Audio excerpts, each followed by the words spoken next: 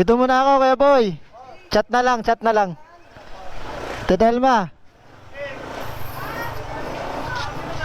Ge.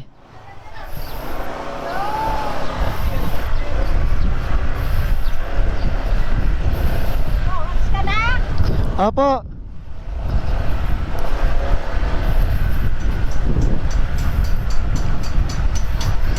So ayun nga guys, welcome dito sa ating part 2 ng ating vlog dito sa Tarlac. So ngayon ako na lang mag-isa babiyahe papunta dun sa bahay ng aking bayaw, kay Kuya Mark, dun kay Ate Rochelle, no? Pupunta na ako dun sa kanila. So iniwan ko muna sila doon, yung mga kasama ko, sila Kuya Buboy, si Ryan, no? Sila CB. Iniwan ko muna doon sa bahay ni Ate Telma kasi yun naman yung sadya nila dito. Tapos dito ako ngayon pupunta kala Ate. So ayan guys, di ko alam kung gaano kalayo yung baryo na to papunta dun sa baryo ng bahay nila sa Sapang, I mean doon sa may Tibagan, no? Pero malapit lang naman to guys.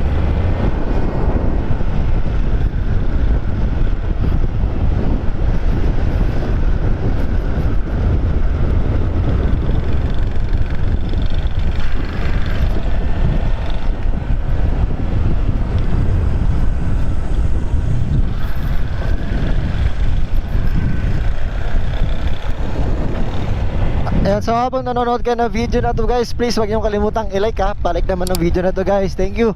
Mag-subscribe kung di pa nakasubscribe. At pwede rin kayo mag-comment sa ibaba guys, no? So yung panahon nga today, or ang oras nga today guys, ay 9:17 or 9:18 AM na. At yung panahon dito ay anong tawag mo sa panahon na to? Basta ano lang siya makulimlim, no? Na malamig ang hangin. Okay, mga ganun, makulimlim na malamig ang hangin. At talagang maganda bumiyahe.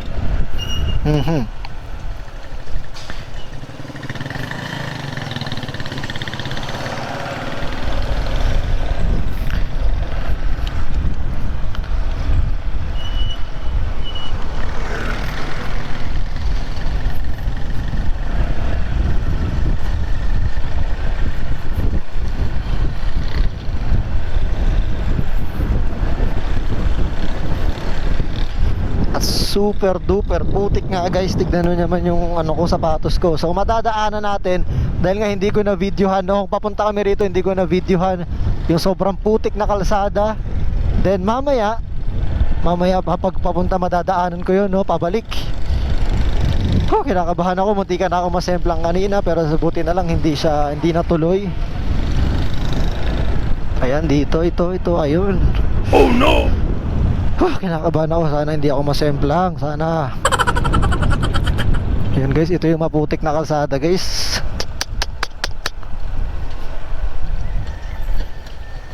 Sana ay kumapit itong aking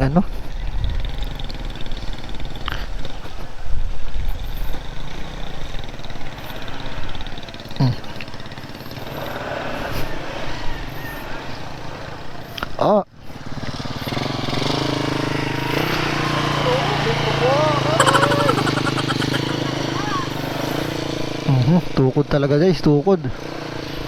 At tayong magagawa dito kung dito bukod. Grabe yung putik guys. Putik ka. Huhu. Di ka pa ako masemplang.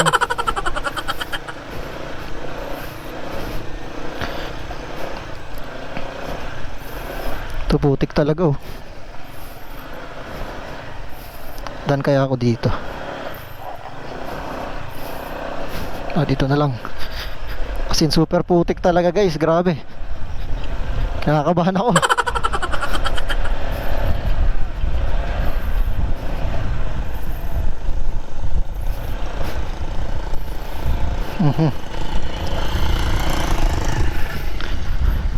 Hingang malalim. Wag naman sana. Wag naman sana.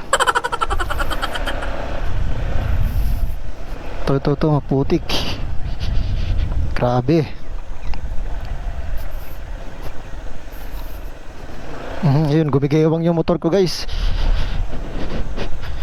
Gumigewang. Op.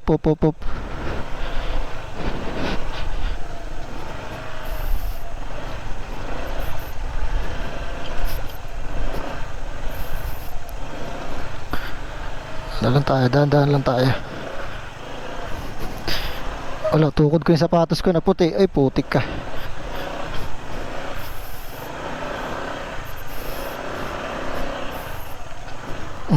Wala, grabe na yung sapatos ko, guys.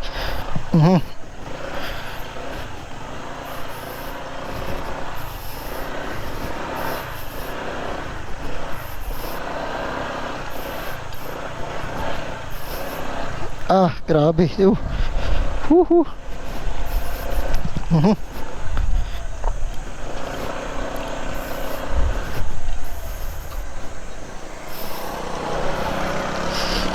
Grabe, putik.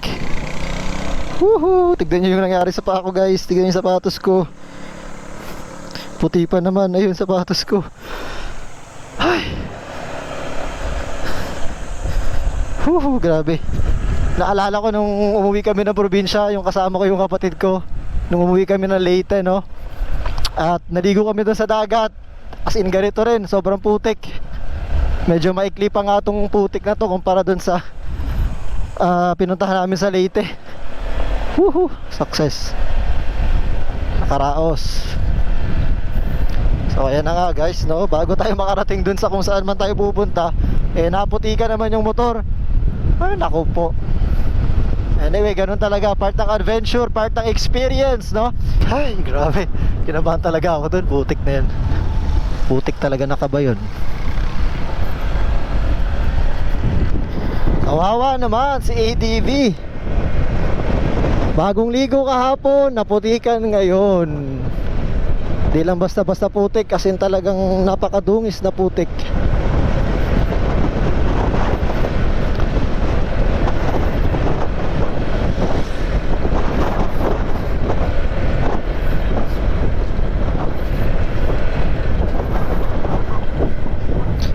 Yan, tapos meron pa dito eh. Yan, may konting putik pa rin dito.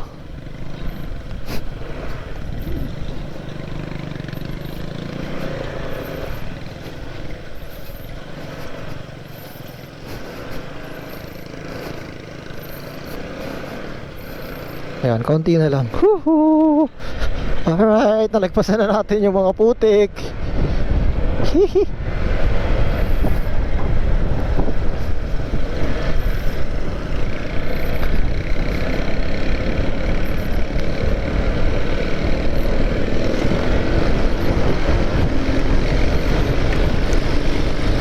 Tatalsikan pa ako ng putik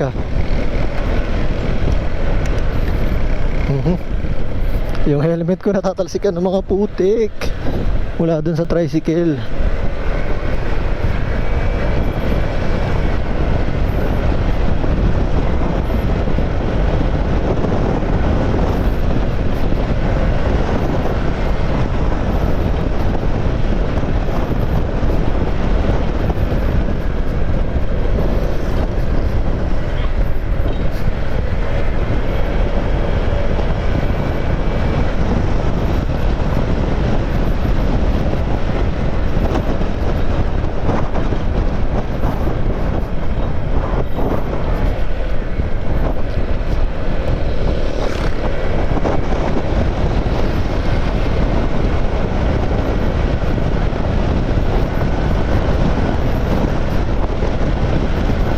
Pagpag ko muna, guys.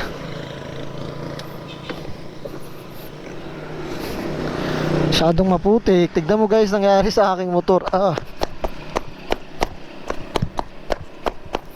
Yung pa putik ko. Grabe, yun putik. Putik. Kawawa naman si ADV. Yan na, pinagpag ko lang. What?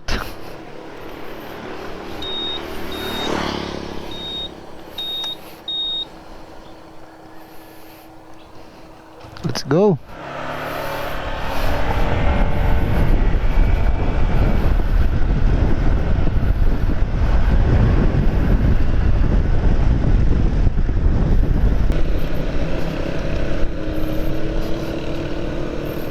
Yan, dito kaliwa tayo guys. Yun, buti hindi masyado maputik.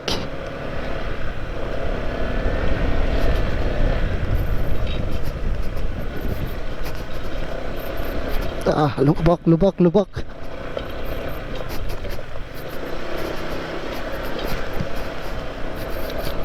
Lubak.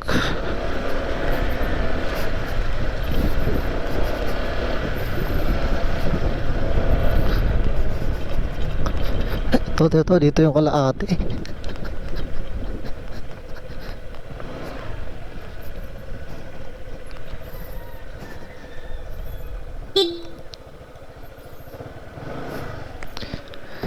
Ayan na guys, dito na tayo guys.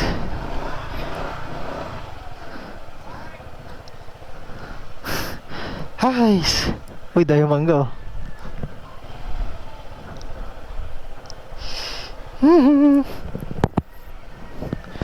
Ayan si Kuya Bon guys, si Kuya Mark papunta na rito.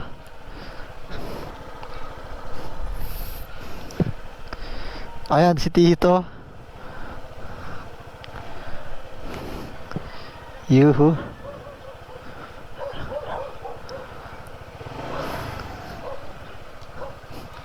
Kuya, good morning. Yun. Buti dito hindi masyado maputik. Good morning po. Morning po.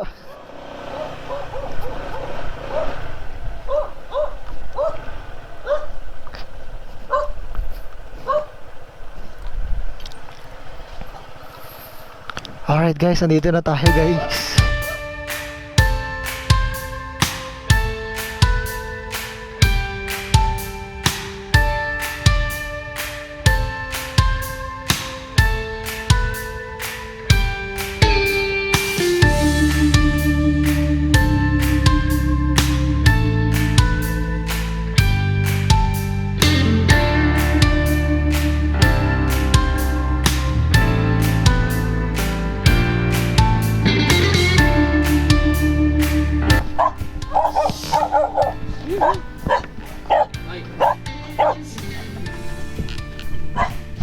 Tinatahulan ako dahil nandun sila nakita ng ganitong itsura.